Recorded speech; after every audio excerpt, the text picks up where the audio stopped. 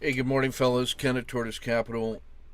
The check-in for Creativity 202. I think we're on session 14 for this cohort. It is May 28th, 2023. So do a quick check-in, 10 or 15 seconds. How you're doing? What's up? And then we'll move into the room. Greg, how are you doing today? Doing great. Happy to be here. Thank you for inviting me. Satya, what's going on? Yeah, it's fine. Good morning, everyone. And it's nice weather. Everything is good. How? Good. Ernie, what's up? Right. Everything's here and good here in St. Louis. Beautiful day. And so looking forward to a nice Memorial Day weekend. And Jeff. Yep, beautiful weather. Um, Coming down to my last days in Louisiana. The next time we check in next Sunday, I'll be in Utah. But so far, so good. Very good. And Chun Long, how are you? Hey, good morning. Very nice day here in Calgary, Alberta. After the nightly rain, right now it's sunny and the temperature is okay. Everything seems okay. Very good. I hope. That's good to go. We're joined today by my buddy, the warrior badger shaman spirit king in the back in origami style, the black badger origami style. And so I just got to tell you, I'm doing pretty good here. We had 7 hours of soccer for youth that were interested in competitive play, and my daughters came, and a bunch of my alumni players who have gone on to college and graduated all came back, and we had just a wonderful day at the soccer field. But man, am I feeling it today! Holy smokes!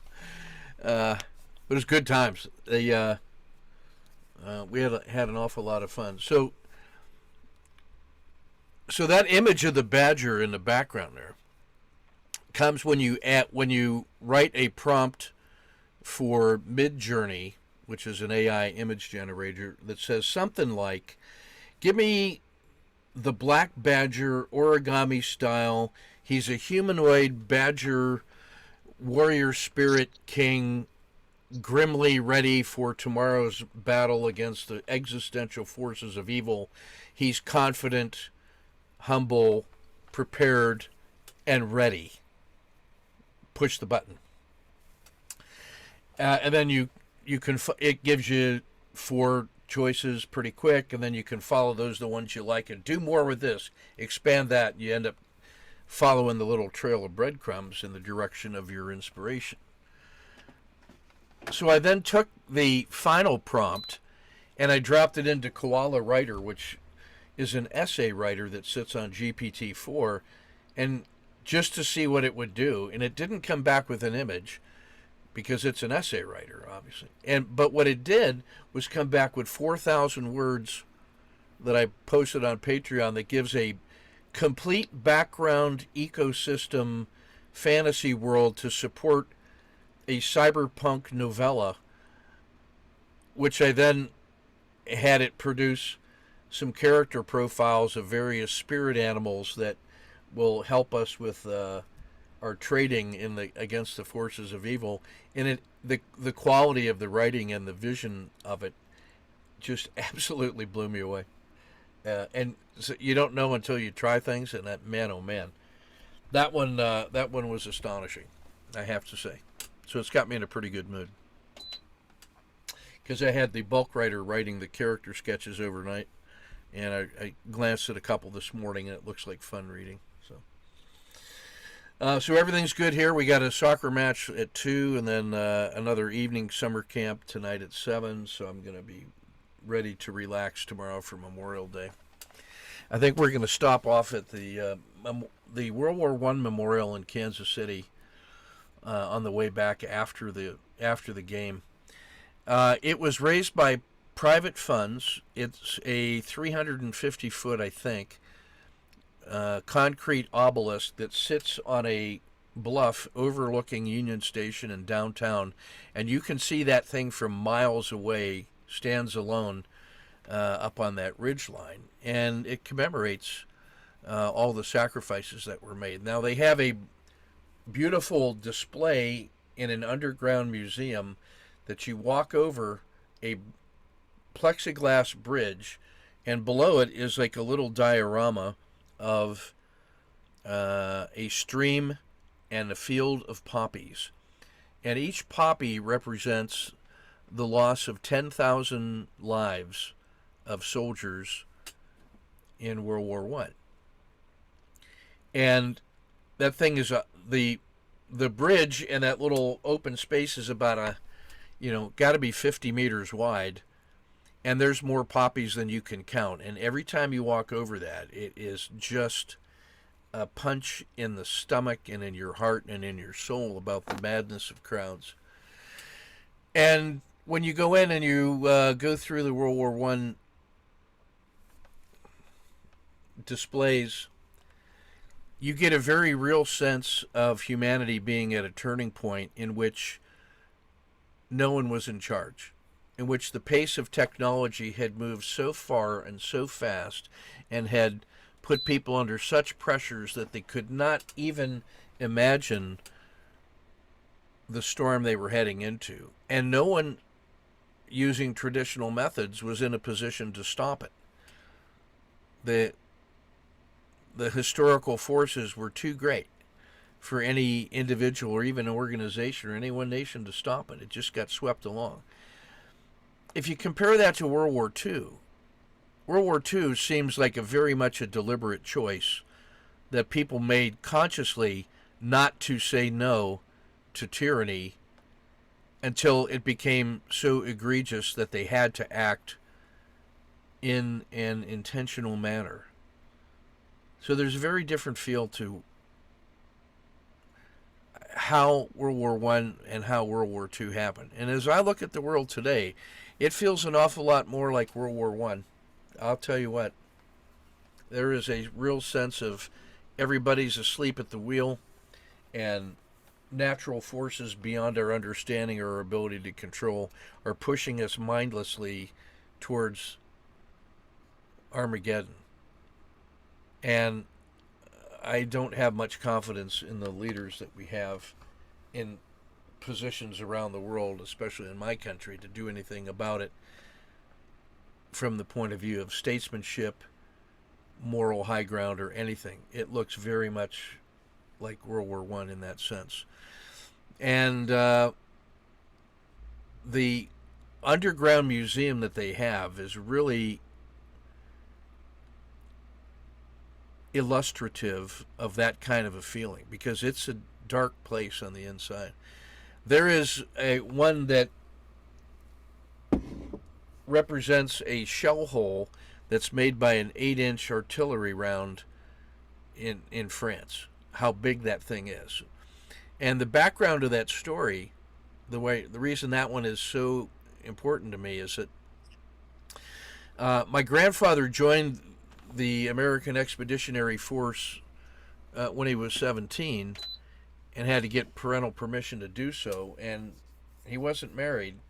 And he went over and served in World War I as a cook in the 80th Infantry Division, and he was in a bunker very much like that, and a round landed in it or near it that killed everybody except him.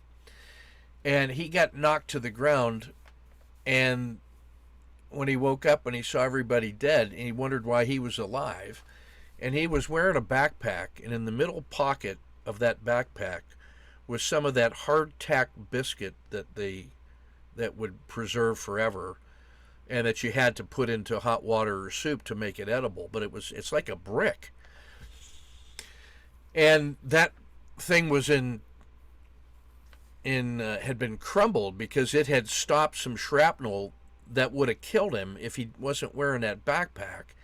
And without that biscuit, without that brick, we're not having this conversation today.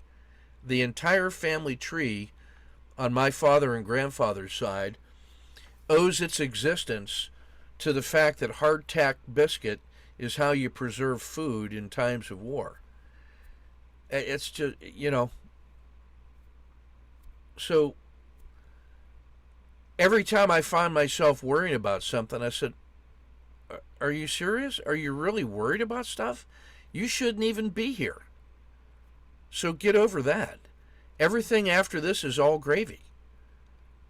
And every year we go down and look at that thing, and outside the museum leading towards it, there's a great big long walkway that looks like the in Washington D.C. that long walkway leading to the Capitol.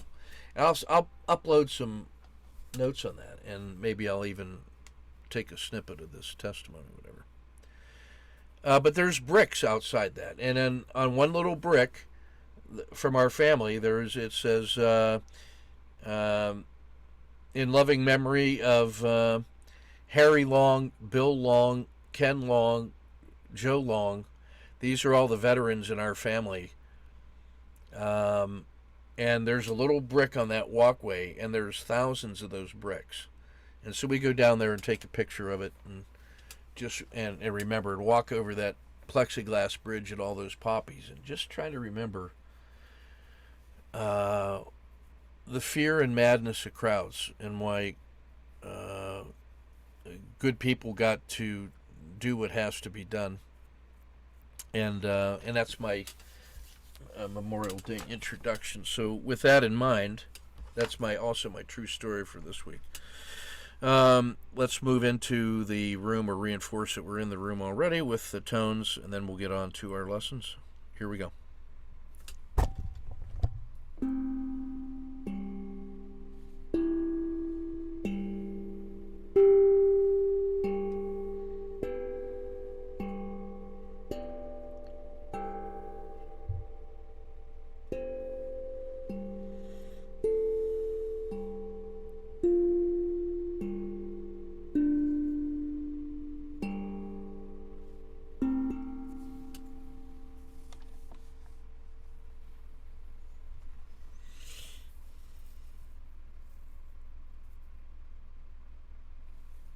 Jeff. Can everybody hear me?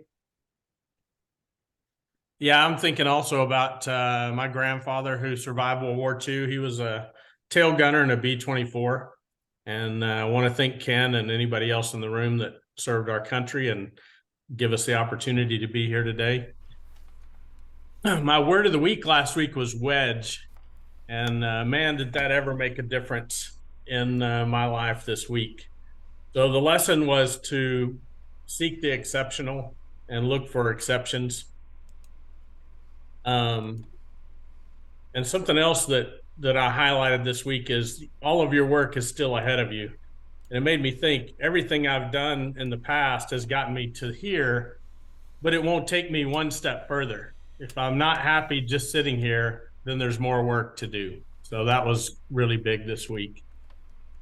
This week should have been my most difficult week of the past 3 months since I joined Creativity 202. But I became aware at the end of the week, after my reflection of what went on in my life and trading, it wasn't. I was aware of all the things going on, duties, responsibilities, but I just put one foot in front of the other, and then the week ended. And in my reflection, I thought, maybe this is what Ken means when he says standard work. Maybe if you show up planned and prepared, then things go easier for you. So maybe it was a ooh-way moment that I didn't recognize till after the fact, but it just felt like I was making good progress this week without a lot of thought or effort. First time I've experienced it in that way. As far as exceptional, I've been gifted with an exceptional student. His potential is off the charts, and he's willing to do the work. And that's the student every teacher dreams of having. And I'm pushing him really hard. He and I have discussed it, and I said, look, a lot of people work really hard just to get to the minimum standard, and that's easy for you. So why be average when you can be excellent? And he's all in. So he's the guy I've been telling you guys about that spent a year preparing for his check ride, and he passed that. Monday morning was his first mission, and he was prepared for it. And he and I both thought it was just an easy one, right? Just get your feet wet. Well, I get a call at 6:20 in the morning, and I'm notified of a potential problem. He thinks he has a mechanical anomaly. And so I'm in direct contact with him, and I listen to him, and then in 10 seconds, I give him a solid suggestion. But the final decision is always his to make. So he elects not to take it. It was a suggestion, not an order. And, he's mission focused, and he convinces himself that he caused the problem, and he elects to proceed. So his mission is to ferry one of our firefighting aircraft out to Utah and leave it there. And the only reason we're doing it is just for him to get experience. So, I mean, somebody has to take it out there eventually. Normally I would do it, but he did it because we felt like he needed some experience. There's 2 checkpoints along the way. So this is about a 10-hour mission. First checkpoint, everything's great. And I start thinking, well, maybe I got this wrong, maybe it's all right. And then at the second checkpoint, he says, uh-oh, the problem's back, and I'm sure that I did not cause it. But now he's only 40 minutes from his destination. So he's thinking, uh-oh, I may have got this wrong. And at the destination, it's revealed that we have a minor, there's never a safety of flight issue, but it's an incapacitating equipment malfunction that has to be fixed, and he can't fix it. This whole process, like I said, took about 10 hours to unfold. The cost to repair it's now is thousands of dollars. It requires additional actors to enter the scene in order to repair it.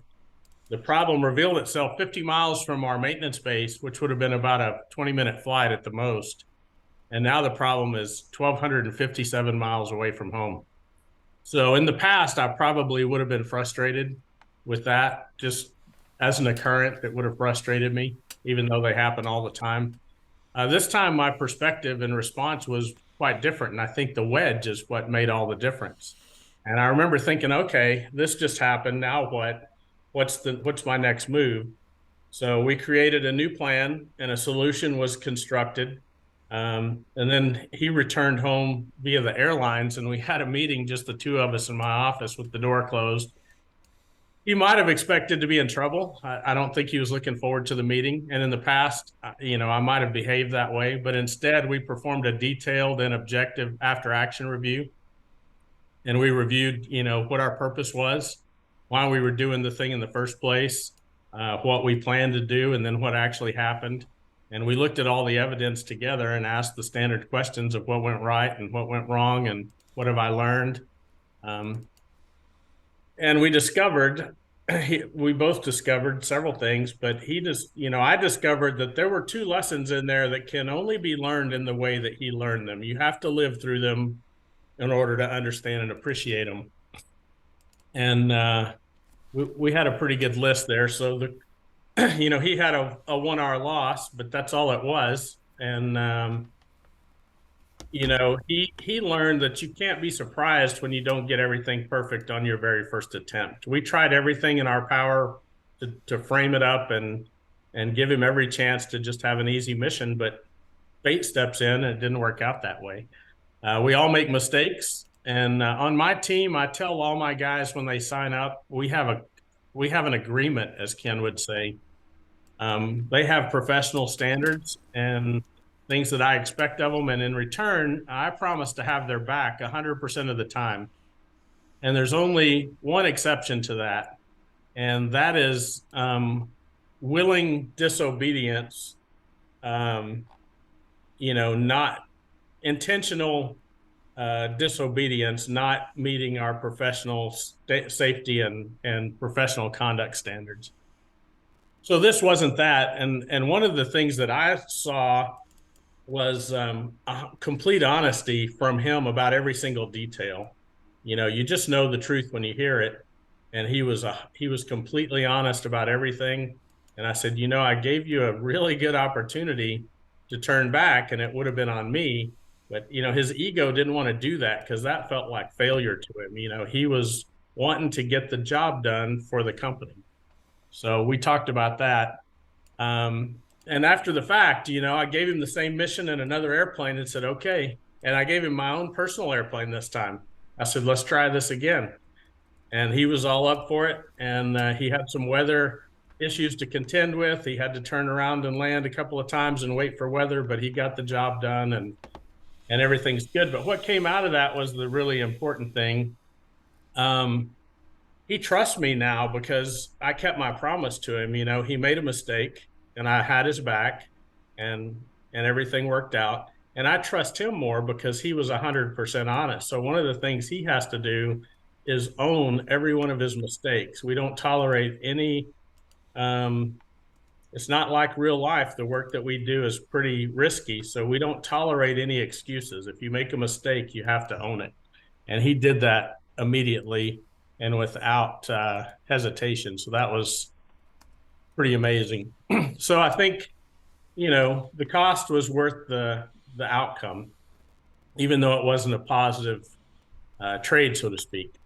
The second thing that happened to me this week was a last minute training session with another new team member.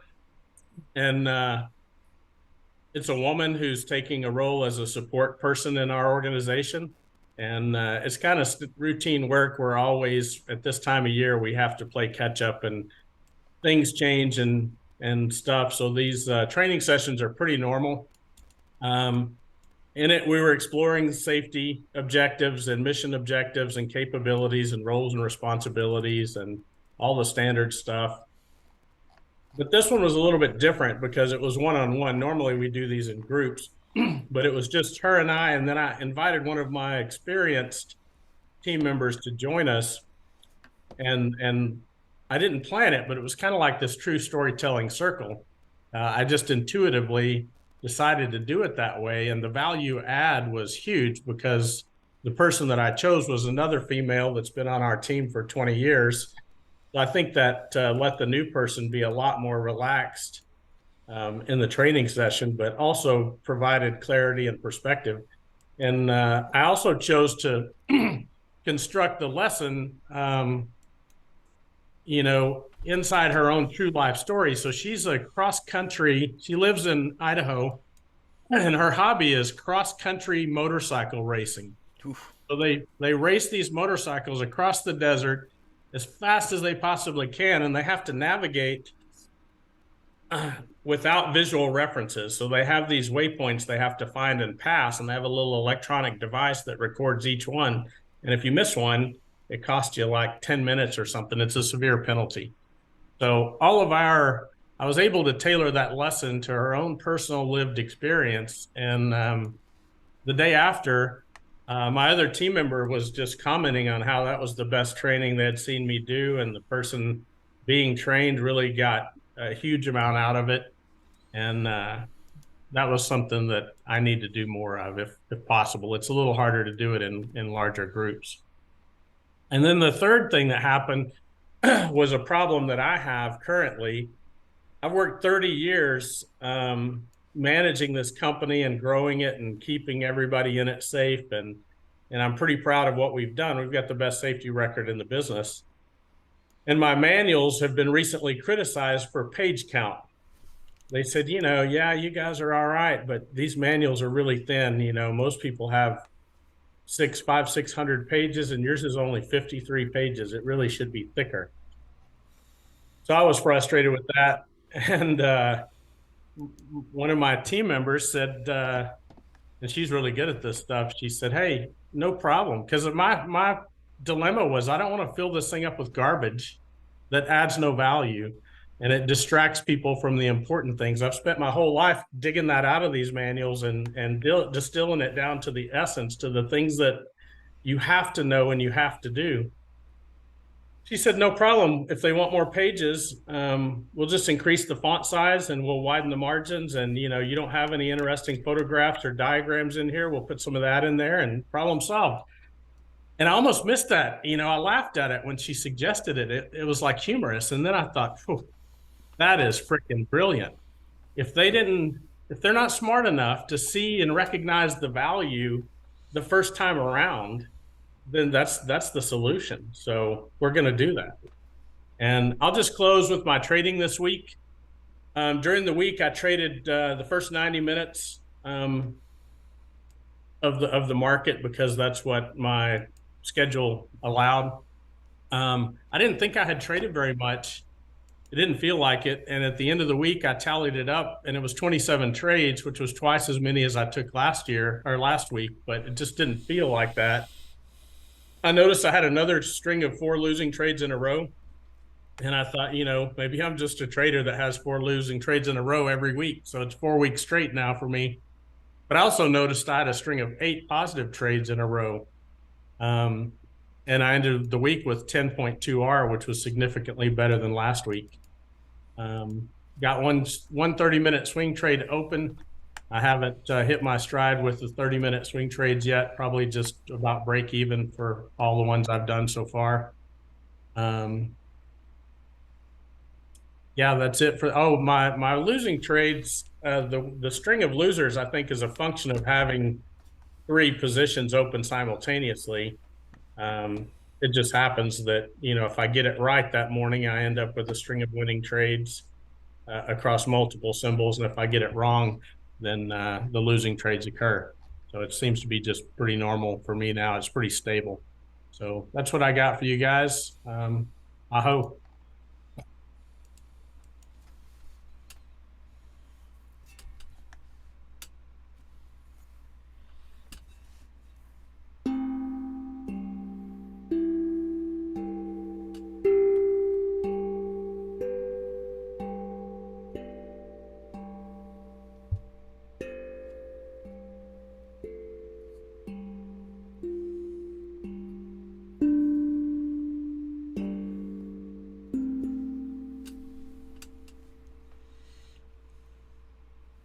Jin Long.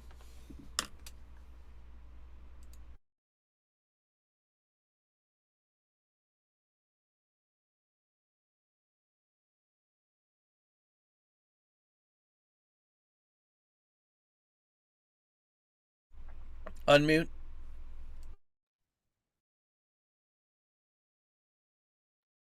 Sorry. Yeah. My word of week last week is no attachment. I give too much meaning to the past result of trading. Give too much meaning to something not really significant.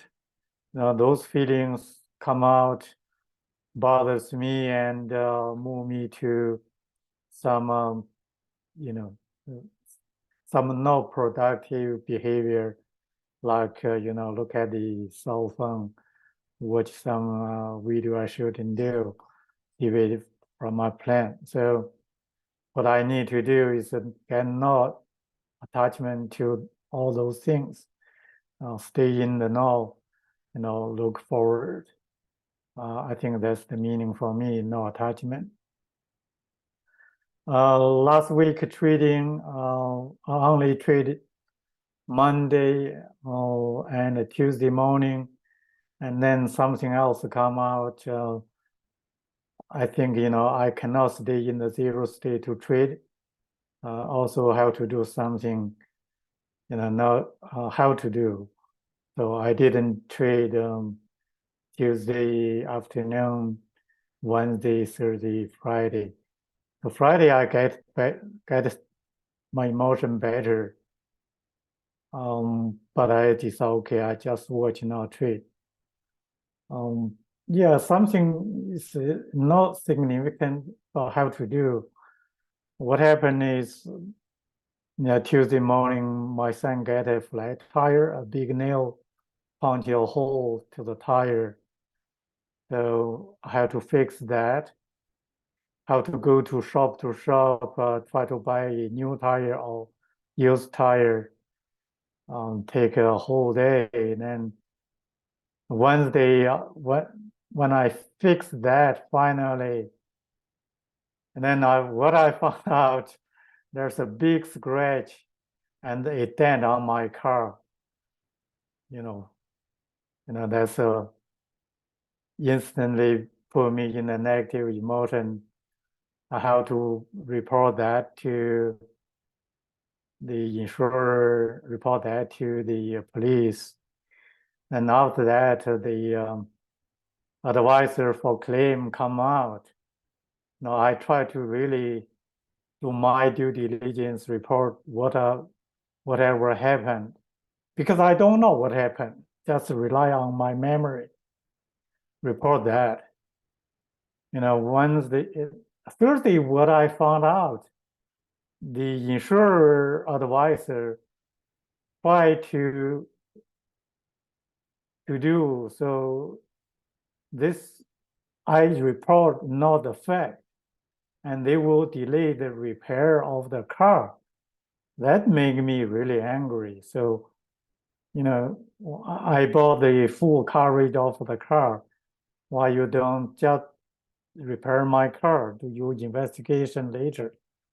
And then what I found out that they will do the investigation couple months or even several months.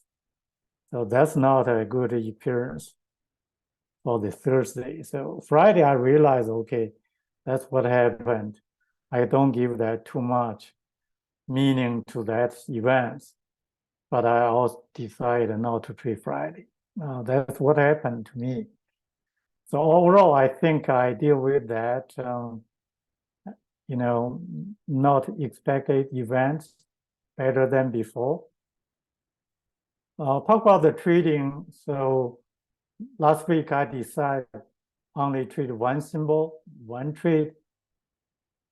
I choose to trade SPY because I watch SPY every day, at least look at maybe 30 charts related to that for the market timing stuff I learned from other coach. I thought, okay, if I look at that, I know all the key support resistance. Why I don't trade that if I have to trade one symbol? I decide to trade SPY. So Monday, Diamond trade SPY, make, I believe, 4.5 hours. What I did, I take exactly what Diamond did, especially the first trade he made. I entered almost the same point, exit the same point. That's the first trade. For the second trade, I made a mistake. I set up my the platform, get stop out because I didn't get the initial stop correctly. After that, I think I take his third trade, exactly the same. That's perfect, and get the same exit. But after that, I thought, okay, I had a winning day. Should I stop or not? I think about that hard, but I think, okay, my purpose is not to make a winning trade day, just follow my rules. So I continue trade, take some early entries. Then, after that, it's not a directional until the late afternoon. So I turn my Monday into a maybe 2 hour or 3 hours. Tuesday, I take OR3, get out, take again, get out, decide, I cannot trade it today, so I get out.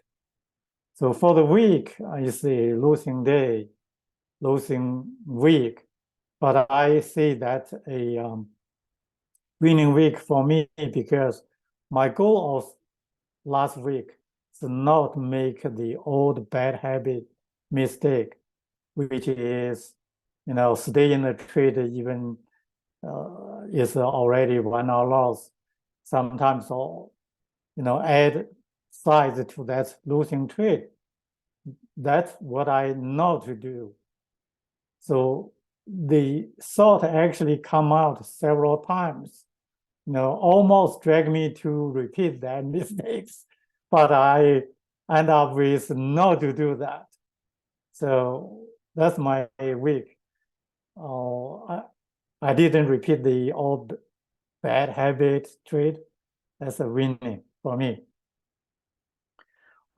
Today's lesson, I think it's a perfect lesson for me, what to focus on in my current trading and how to deal with the exceptional hours, big loss, losses larger than 1 hour, or big wins. Now, currently, I don't have big wins. All I have for the past trading is a bigger loss 1 hour, loss than 1 hour. So today's lessons really, really gave me specific how to deal with my trading. So just give some code from the lesson. Code 1, the exception was the first sign of emergent threat or opportunity. So I focus on the threat right now. Code 2, always prepare to cope with sudden dangers or exploit new advantages. Ask, what could this potentially mean? If this is possible, then what else is possible? What unprecedented future is hinted in this weird piece of evidence? This gave me a good lesson to how to review my R histogram distribution, look at the threat of the last year as potentially significant. That means greater than 1 hour loss. So that's what I'm currently doing. So next, probably, if I have a larger than 2 hour winner, that's opportunity. I don't have many of that, but I will do that. If I don't have that, the reason is I raise my stop too quick because of fear of loss. So the next aha from the lesson is follow rules versus quick decision and action to adapt. That's the perfect Wu-Wei paradox. The solution is, rehearse the 2-hour battle drill, rehearse the battle ready to adapt, and leverage outlier data points into groundbreaking tactics. In this regard, I have much to work on. So the trader exercise, the aha moment I get is I am what I do. I remember Ken's teaching regarding due diligence. I look at everybody's, histogram, especially what Jeff will do. Jeff presented to us through the accountability group. I really learned something from that. Get encouraged, get a go-by template. I realize I haven't done much like that. Move to plan for next week. I will continue my 3-minute chart trading. Focus on not making same old bad habit mistakes. Still my focus. Last week improved. Next week, get more awareness about that. If I don't make the same mistake, it's a winning week for me.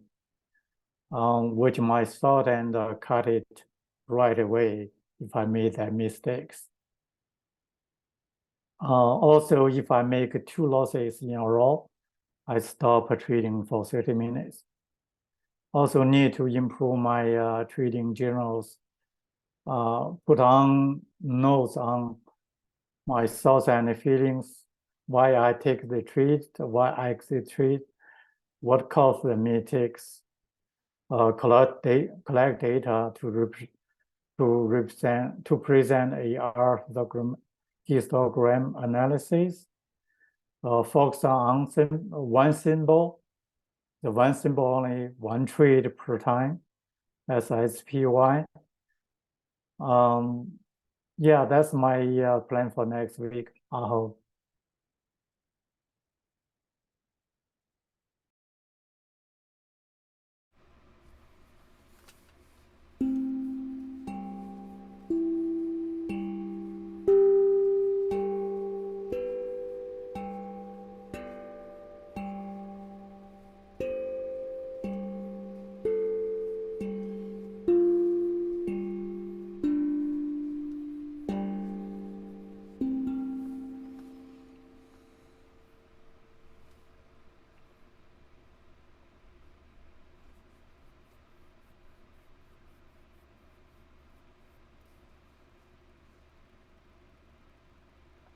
Satya. So last week, my word was hammer, and I would decided to choose focus, but that was taken by Damien already. So instantly, I go for hammer, and sometimes your subconscious know what is coming ahead, and I hammered myself negatively for 3 days of negative performance in the market, Monday, Tuesday, and Wednesday. And there was a reason for that emotional disturbance. On Sunday, I went to see one of my tenants who is holding the main part of Triplex, and he's not paying me since December 2022, which now it's a substantial amount is accumulated. So I had like nice discussion with him, which turned into a very heated argument, and it was going somewhere else. So his wife stepped in and she said that, okay, don't worry about it and don't be angry. We will pay you by the end of the month or we will leave. So yesterday paid a little bit amount, and now they are planning to stay. So, but that emotional turbulence is reflected in my trading, and I was trying to taking revenge from the market to make that loss that I am having from the tenants. So Wednesday afternoon, I decided to stop completely, and I was checking this lesson again, seek the exceptional. And then I decided, okay, I have to reset myself. And there is a stream close to my house, which is 8 kilometer continuous stretch. It's surrounded by small hills and a lot of trees. So I went there, ran there for 2-3 hours, sweat out all my negativity, and come back, had a very cold shower. And a couple of months ago, Glenn Osborne recommended to me this Edgewonk online trading journal, which I never given a serious thought. So that Wednesday, I decided to subscribe to that. And from Thursday and Friday, I am documenting all my trades. Actually, I'm importing from interactive brokers directly to Edgewonk. And I saw in 2 days, Thursday and Friday, I took 23 trades. Out of them, 13 winners and 10 losers. And 10 losers are small, and some of them, some execution mistakes. So my win rate was 57%, and I gained almost back what I lost in these 3 days. So that was on the trading side, but I was looking at the trader exercise and note to self, make a mark who you are, who you stand for, and what you are aiming to achieve. So I'm looking for this question like for the long time, who you are. And what I come into this is like I'm a son, a good one, according to my mother amongst all her siblings. And I always stand for honesty, truth, and integrity. And what my purpose in life is, like I'm coming from a state which is known to be Punjab before 1966. And in 1966, it was divided into two parts, became Haryana and Punjab. And these two states were known for sports, like we used to play all kind of sports, hockey, soccer, football, wrestling, kabaddi. And it's known for army participation, police participation, and overall very good personality. But these days, these things are diminishing, and the reason for that is alcoholism and drugism, which like 30, 40 years ago, India alcohol consumption rate was 10 to 12%, but now it is more than 90%. Every household, almost every household is affected by that alcoholism. And it happened in my family also. My elder brother, who is next to me, he was very artistic, very good guy. And you can give any kind of painting to him and he make an exact replica of it. And after his studies, he started his workshop making paintings. And after that, he get into very bad habit, very in drinking and drugism, and he completely ruined himself. He has 3 kids. He was not taking care of anything. And then we decided to put him in the rehab. And last year, we decided to, after 8 years, we took him out. And I visited a couple of those rehabs, but those are all commercialized. They are not paying any attention to the patient, only money-making machines.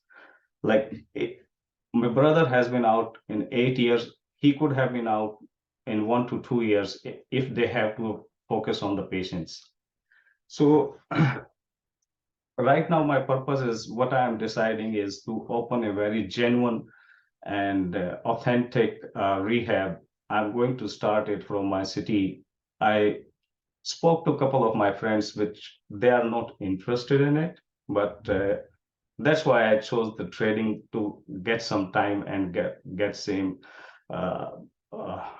expertise in it. So I have some time to me. So I'm deciding to go myself and start from my city, and from there, if it is successful, then in other states and other part of India also, because this is a big problem and someone has to take initiative for it. And I'm planting this seed in my mind. Let's see how it is going to be fruitful. And that is the purpose of my life. Aho.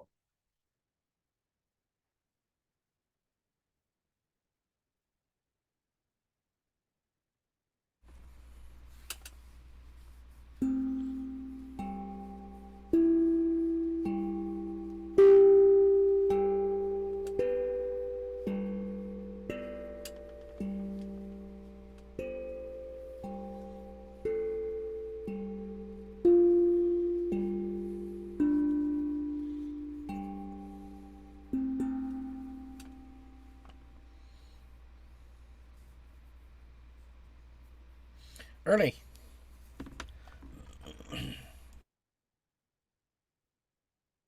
When I read the lesson, I was really taken by the fact that Saladin was the exception to the rule. He was a man that he seems to be a man who sought peace, but he could bring war if conflict was inevitable. And he loved poetry. Seems like it's doesn't seem to be a trait of a warrior, but I imagine that it is that to enjoy poetry and the calmness that I think that must have brought to him when he dealt with so much conflict, and to be the person that he was, because he seemed to be so selfless in his leadership, that he his position was a position of service to his country, to his beliefs, to his subjects. And so it just seemed to be such an incongruous thing that that was part of his life. And then the other thing that I got out of the lesson was that it's the little things that are important, because we're talking about active anticipation, that you're looking for that moment when things turn around, either for the good or for the worse, but you're maintaining your vigilance for that little thing that is the start of something, either something good or something bad. And so making sure that the little things are important, I think is very needs to be a part of my life, because that aberration is the first sign of impending volatility. Do you worry about the small crack in the dam? Do you stop the car and check the tire whenever you start to feel the vibration in the steering wheel? And do you reevaluate your rules, your strategy, when your R loss changes? So do I maintain my vigilance? And the other thing that, and I think it's just because of stuff that's going on in my life, but I'm thinking about the purpose of my investing, and I'm doing my planning, I'm doing my preparation, I do execute, and I do assess, and that's made that part of my mantra, I guess, with my investment. But here lately, I've really been thinking of another part of my investing, and it's and I didn't realize it was a purpose, but I think it is. I'm starting to realize my team, those around me, and it was a part of my work. Always was part of committees and always had projects, and you worked with people, and everybody had their roles, and most of the time the leader was evident, but during that process you always had people, other people that stepped up and became a leader of a facet of that, and there were times whenever I did that, that I knew that I wanted to do things that were good for my campus and part of the university system, and therefore I had to make sure that I was that I promoted that, and was an advocate for my group that was part of a larger group. So, and since I've retired, I'm not part of a team or an organization, but I have been here lately, and I've started to realize that it's working with that group that how valuable that is, and how much I get out of that, and that and also the group itself changes, and there's evolution, and it's good. There's a group think, and that putting the individual ideas together creates something bigger and better, and to be a part of that, it's like being in the river, and you start going with the flow of the river, and it's really a great thing. And I thought about like some of the vacations that I've taken, and traveling that I've done. Most of the time they're really good. You enjoy the journey. You enjoy the places that you go through, and you get to your destination and you have a good time most of the time. Sometimes it's not so great, but the whole thing is the journey is great, but it's the people that you're taking that journey with, and that interaction, and that fellowship, that affection, the love, or whatever. You're with those people, and you've taken that journey, and you've had that experience, and you've had it with others. And so how did you share the journey? And whenever I do my investing, my wife always asks me questions about what's going on. And I've really tried to make sure that I can explain things to her to the best of my ability. But it's fun to do that in a way. Sometimes it's frustrating because it's like, can you understand standard deviations? And she doesn't care. But it's the activity itself, it's the journey that we're taking that becomes so important. So I don't know why this lesson brought all that out. Perhaps it's, the accountability group working with the other people and starting to be aware of what they're doing and then how we're taking the same trip, but there are little differences, and appreciating the differences that others have. That diversity has really made it an interesting journey. So, and I thought back onto a committee that I was on years ago, and we had a good leader. We weren't accomplishing what we wanted to accomplish, and it was really getting frustrating.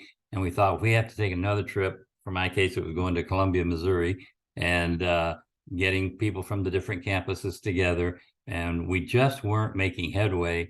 And finally, the person that was in charge just stood up and just said, "Why are you here?" And it really took me back. And you could tell this person was frustrated, perhaps was a little bit angry, realizing that we weren't accomplishing our goal. And so why were we here? And it was good. It was a sobering experience. And we talked about it for a little bit, what we were trying to do, implement this new system, and everybody had different ideas, and there was a lot of frustration. And so we talked about it for about 30 minutes. And then the next thing is, what are you going to do? And we really had to think about that. And where we, either we do it, come up with a solution, come up with a way to implement this process, or we give up. And then we're going to have to tell somebody that we failed. And did we really want to do that? And then it was like, why were we here? And then somebody's going to ask us that question that is going to say, perhaps you don't need to be here. And therefore, it's going to be a step that we're not going to be happy with. So I'm trying to do that with myself, asking myself, why am I here? And what am I going to do? So interesting that the lesson hit me at this point and how that struck me. But I really, as always, I love the questions that are part of the lesson, and it just, focusing on the task at hand and doing these things has really been great. And I love the last line: the coal will not shovel itself. Aho.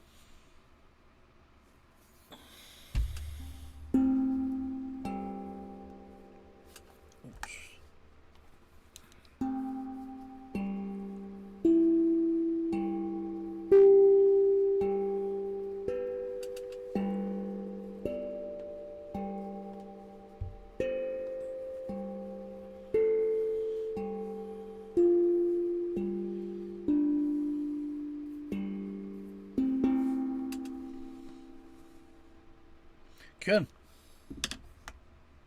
Hey everyone, sorry I'm a bit late, and Ken knows my son had a soccer tournament, and it's one of those that is a league, last game of the league, and then after there's a cup tournament, so it's kind of unpredictable how far you get in the cup or whatever it was.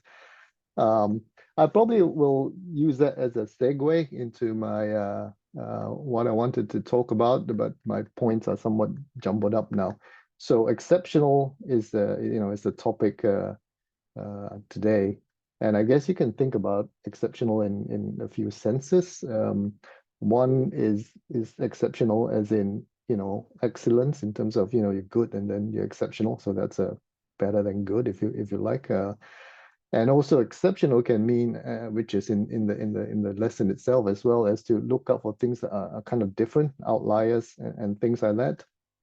So I think the first point I want to make in relation to the soccer or football, actually, for me, is the coach. We got a new coach, I think about a month ago, and I say I put him in the exceptional category, and he wasn't there today, and you could see the impact that he had, and the difference that he made. Even the parents, felt the difference, and what he had brought to the team was structure first of all. So well, he knows his stuff. He needs to, the team needs to get organized. When I watched these few games, and the team, my son's team actually won the league. But when you look at them, one of the things is it's not that whether this team has more talented players or that. Of course they count, but the clearest thing that come out when a team wins, and sometimes by a big margin, is the lack of organization in the team.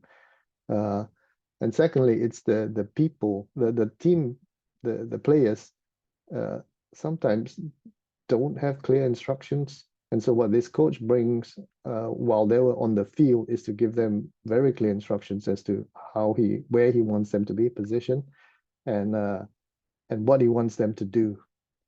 So that's what he has brought, and he's made the training more fun for the boys. They're really enjoying themselves. And one of the other parents was just saying that to me. So I think that something for me worth noting.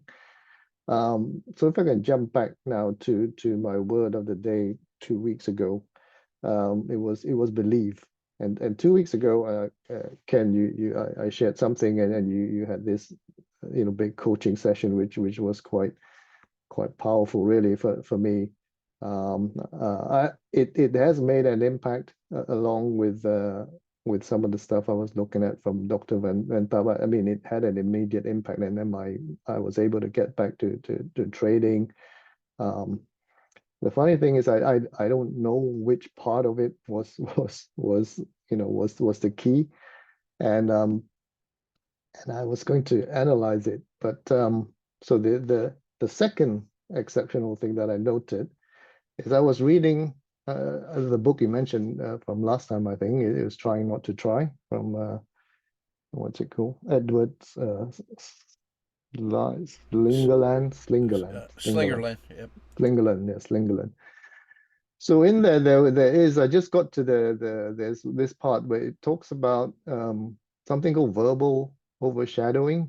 What that means, it's sorry, I have to look up. I'm looking away from the screen, but my thing is up there. So let me just put it down here, so it looks like I'm more looking at the screen. Verbal overshadowing. It's consciously reflecting on our perceptions and then being forced to put them into words. And doing that, they found in this study, actually impairs our judgment. So putting things into words, or making a judgment based on your words, the study, it impairs our judgment. And the study found that reflective analyzers, as they call it, made poor choices, where participants grew to hate the Monet poster that they had so eloquently praised during the session after a few weeks. So having read that, I thought, okay, and in line with this lesson, I said, okay, I noted that as an exception thing, and rather than go and deconstruct what it was that made an impact, I'm going to just live with it for now, because I know that it's had an impact, and in the fullness of time, I'll probably try and work it out. And it kind of reminds me of David Lynch, the director, the film director. I think he said something about, he was told that he had issues which would benefit from counseling or visiting a psychiatrist or whatever it was to sort it out. And he asked them, said, will this actually affect my creativity? And they said, well, actually, likely it will if you sort this out. And then he said, well, then I'm not going to do it, because I'm a film director and I'm going to stick with that and live with it. So anyway, just that just reminded me. Did I tell you about my word? I haven't told them. Okay, so my word from last time was believe, and I started with that and started telling that, but it was believe anyway. Like Satya's case, I actually had another word during the lesson, which was surrender, because I think, Ken, you said something about forgiveness and surrender. I think you said that. So surrender was there, but somehow when you asked for that one word, and kind of belief just came up. And I think, I think at that time I needed to to believe that I needed to believe in something positive, probably. And the question is, what am I believing in? And what am I believing of myself? And I guess that ties in with this week's lesson about I'm full of intentions and aspirations. So I'm still exploring that. I don't have the answer. I know that I have to be kinder to myself. Don't be so tough on yourself when you're having those bad traits or whatever, and to notice the self-talk more. I thought I was doing pretty okay. I wasn't so tough on myself, but when I actually paid attention to it, when you get losses or this or that, those kind of things, I think I'm not actually being that kind to myself. I'm not, so it's not really helpful to be overly critical. So I'm still working on that. And the other thing that that came out of my other psychology stuff was empathy. So one of the methods, they said, look, if you have these saboteurs, right, self-sabotage, and they say, well, if you realize that you're in the sabotage mode, just try and have some empathy, as in you see yourself as a child, for example. What would you say to the child? Would you be seriously tough on the child, or how would you say it? So I think that is helping me. At least I'm being more aware of what's happening. And yeah, and last so it was 2 weeks ago. The first week was I got back into trading with less anxiety. Actually, very few. Something happened. And last week was actually the most anxiety-free trading week that I've had.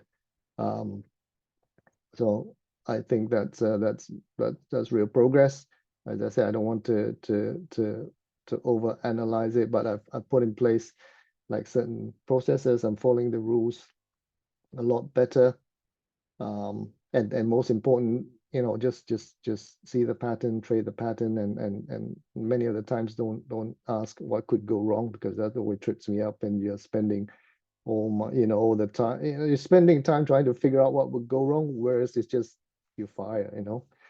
So yeah, so I think that really is it for me from this week. And so the last part of the lesson, same as for Ernie and for other people, is I am what I do. That bit is really powerful, really. Let me just see. Yeah, I am what I do. I'm full of intentions and aspirations, and some of them are even noble, but it's actually what I do. So that's what I'll keep doing. I'll keep doing on the trading. I'll keep working on what I need to do. Keep working on the processes, and then go do work and let other people keep score. Really, and the coal will not shovel itself. I hope.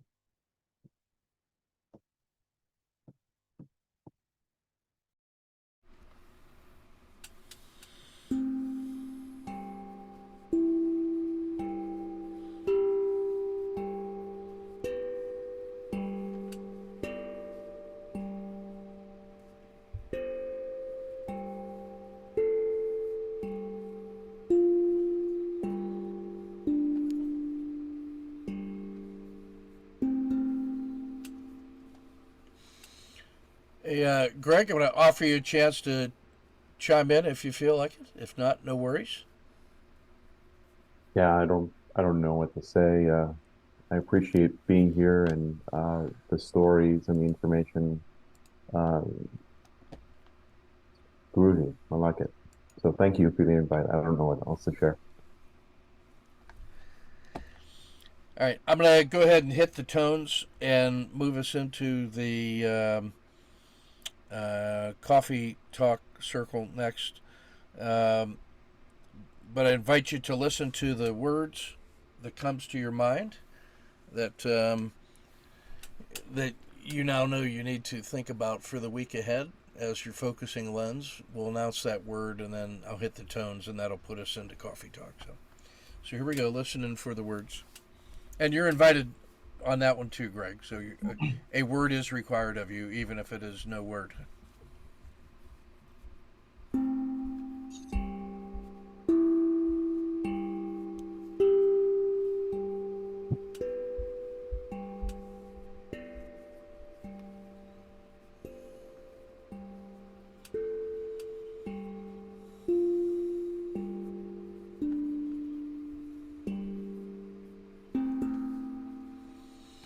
Satya. Hope.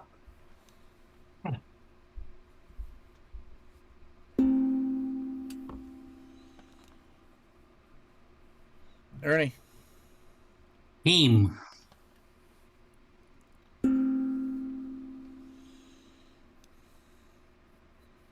Jeff. Humble.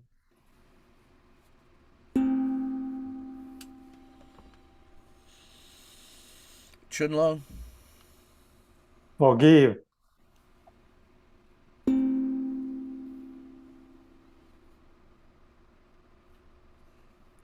Kyun. Do.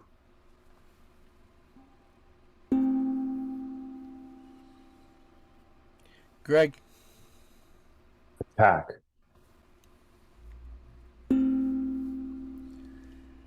Mine is poppies. All right, so this will move us into coffee talk and checkout.